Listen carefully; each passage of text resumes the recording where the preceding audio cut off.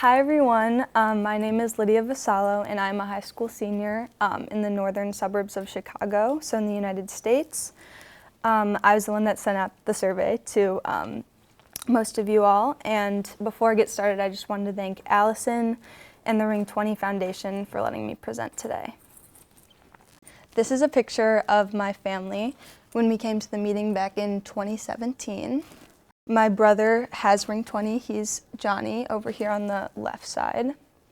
And when I came to this meeting, I saw an opportunity to organize different medications and treatments to help families like us who needed more information. So 126 surveys were sent out and 39 people responded.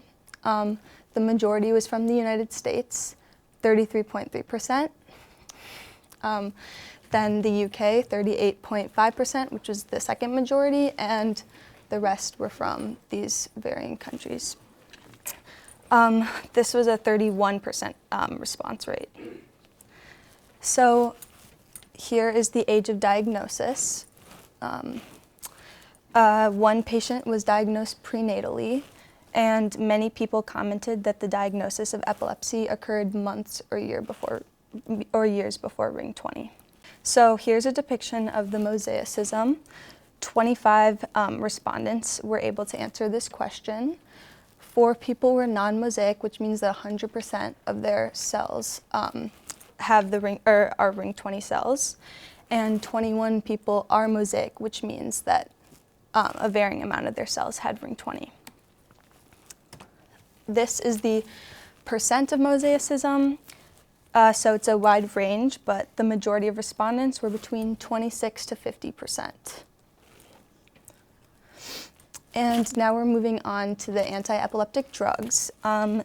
This list includes 28 responses, so 28 different individuals.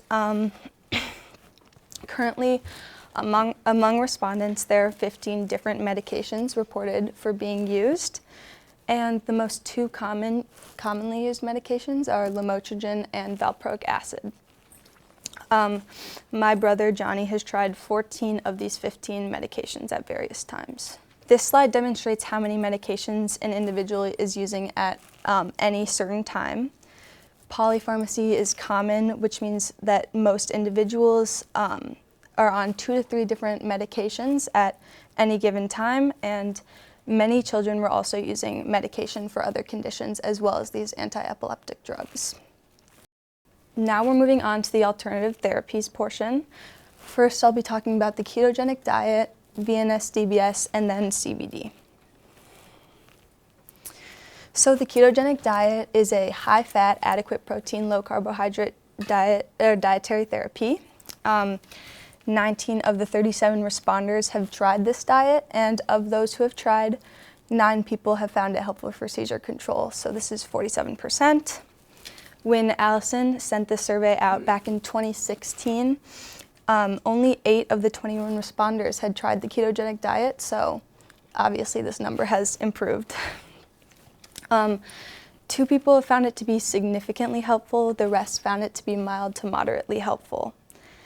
And then a little bit of more information about the diet. So why does this work? Well, in a ketogenic state, the body uses fat for energy instead of carbohydrates. So this can lower inflammation levels in the body and help improve seizures. Next is VNS DBS. So this is the vagus nerve stimulation and the deep brain stimulation. It's a medical therapy that delivers electrical impulses into the brain, and it's surgically implanted. Many VNS users saw an initial improvement, but that was not necessarily sustained, and 18 people, or 46% of people, have tried VNS. 1 respondent has tried both VNS and DBS, but found neither to be helpful, and that was the only person who had even tried DBS. And of the people treated with VNS, 28% found it helpful. So we're not exactly sure why this therapy works, but we have theories. Some is that it increases blood flow in key areas of the brain, and it raises neurotransmitters into the brain that is important for the control of seizures. And lastly, it can change EEG patterns during a seizure. So the last therapy that I'm presenting is the CBD, or cannabidiol, and this is a chemical in the cannabis hemp plant. So 15 people, or 41% of people, have tried CBD, and of those people, 2 people have found it helpful, so 15%. In the United States, you can access CBD oil through independent distributors or through prescription CBD called Epidiolex. And the people who tried CBD have used various brands. Some people who tried CBD saw an initial improvement, but that was not sustained. And one CBD user saw no improvement in the number of seizures, but felt that it helped seizure recovery.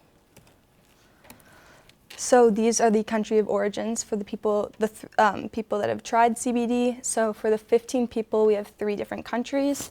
Majority from the US at 60%, and then the UK and Australia. Of the US respondents, 9 of 13, which is almost 70% of all US patients in the survey have tried CBD. And in the UK, 4 of 15, which is almost 27%, have tried CBD. In Australia, 2 of 4 people have tried CBD.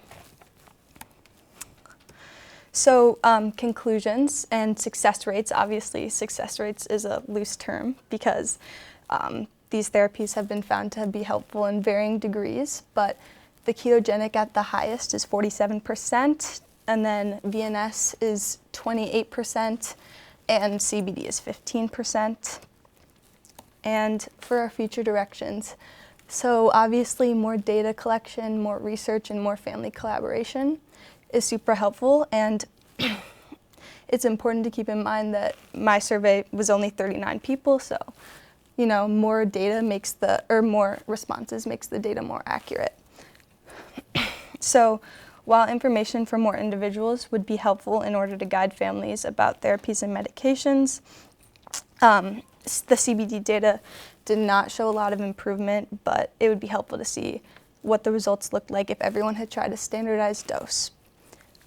Okay, and then my last point is quality of life is like the most important thing. So if any of these therapies can decrease the amount of anti-epileptic drugs that you or your child is using, and thus the side effects of them, it would be extremely helpful to know. And that is all. Thank you so much.